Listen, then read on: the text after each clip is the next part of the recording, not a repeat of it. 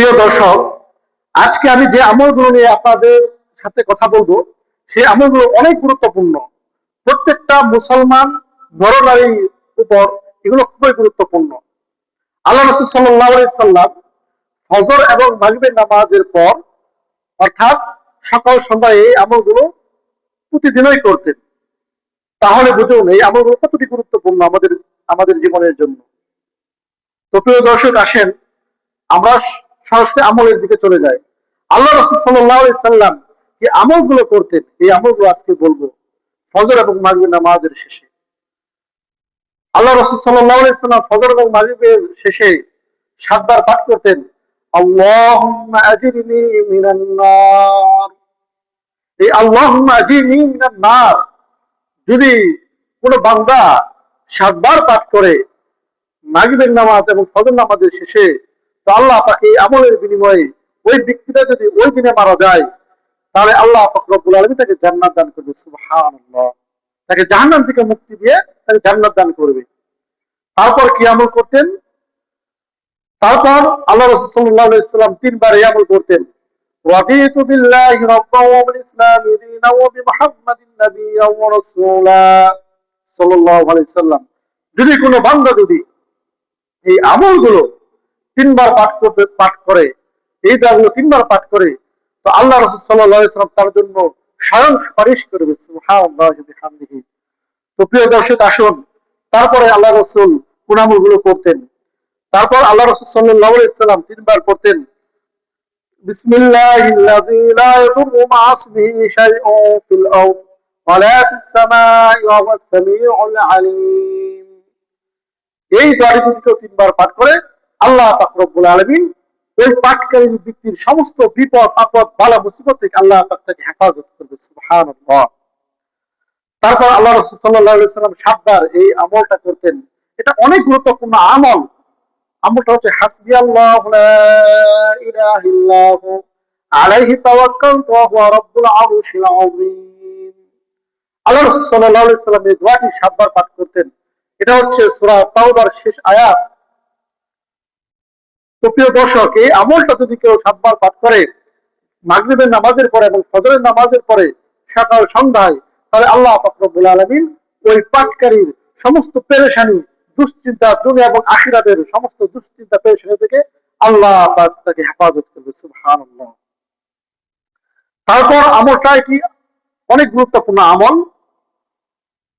এই আমলটা যদি কেউ ফজর এবং মাগরিবের নামাজের পরে 3 বার পাঠ করে, আল্লাহ পাক তাকে সমস্ত অনিষ্ট জীবজন্তু, সাপ বিচ্ছু, এগুলোর পোকামাকড়, এগুলোর ধ্বংস থেকে তাকে হেফাজত করবে। সুবহানাল্লাহ।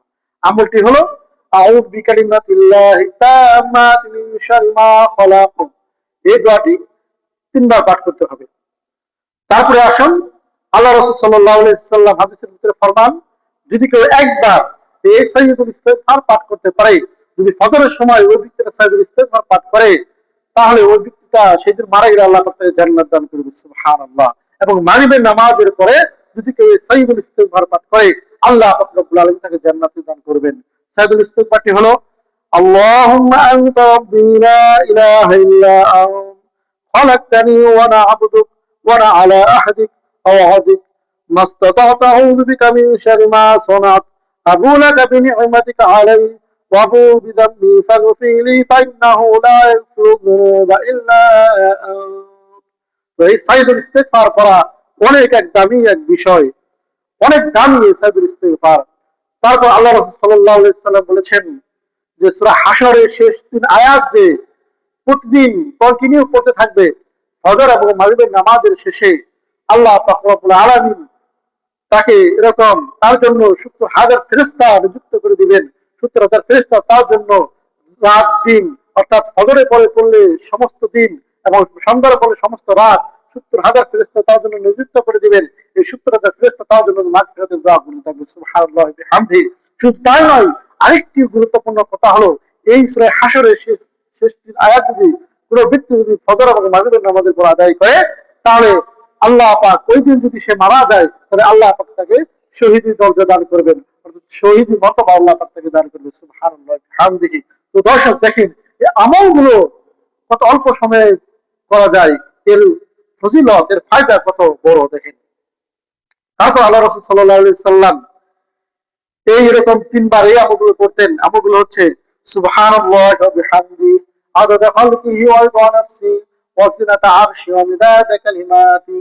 যদি কেউ এই দোয়াটা, এই আমলটা তিনবার করতে পারে ফজর এবং মাগরিবের নামাজের পর, আল্লাহ পাক রব্বুল আলামিন এই অল্প সময়ের ভিতরে অনেক নেকি আল্লাহ পাক তাকে দান করবে। সুবহানাল্লাহি ওয়া বিহামদিহি। তাহলে প্রিয় দর্শক, বুঝতে পারলেন এই সকাল সন্ধ্যার আমলগুলো কতটা গুরুত্বপূর্ণ আমাদের জীবনে। আমরা যারা পাঁচ ওয়াক্ত নামাজ জামাতের সহিত আদায় করি, আমরা ফজর এবং মাগরিবের নামাজের পরে বিশেষ করে এই আমলগুলো আমরা আদায় করার চেষ্টা করব।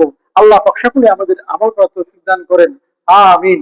তো প্রিয় দর্শক, এই ভিডিওটি যদি একটু ভালো লেগে থাকে, একটু উপকারে এসে থাকে, তাহলে দয়া করে একটি লাইক কমেন্ট শেয়ার করুন।